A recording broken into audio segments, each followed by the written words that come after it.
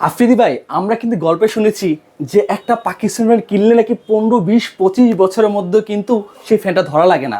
আমি সেই গল্পের কথাটা এখন সত্যিকারে বলবো যে এই সেই অরিজিনাল পাকিস্তানের, যেটা হচ্ছে আমাদের বাপ দাদারা যে গল্পতে বলতো যে পাকিস্তানের ফ্যান কিনলে আর ফ্যান কিনতে হবে না, সেই অরিজিনাল পাকিস্তান খোদাইকৃত নাম লেখা চলে আসছে। একেবারে মেড ইন পাকিস্তান, একেবারে খোদাইকৃত নাম লেখা থাকবে। এই দেখেন ভাইয়া, কাজে না 2000 কাজে কলমে একবার পুরো খোদাইকৃত খোদাই করে লেখা আছে, পাশাপাশি 2025 সালের লেটেস্ট কালেকশন কিন্তু একেবারে কিউসি করা আছে ভিউয়ার্স, কিউসি করা আছে।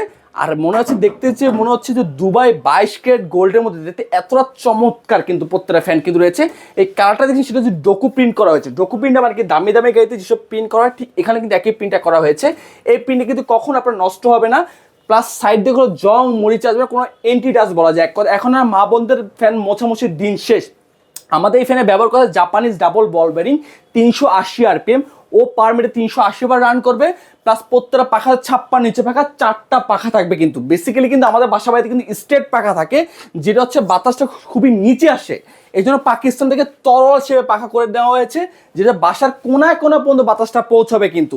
আর আমাদের এই ফ্যানকে যদি প্রমাণ করতে পারে যে অরিজিনাল পাকিস্তানি ফ্যান না, তাকে 2 লক্ষ টাকা পুরস্কার দেবে। এছাড়াও কিন্তু আমাদের কাছে ইনভার্টার টেকনোলজি ফ্যান রয়েছে কিন্তু অসংখ্য।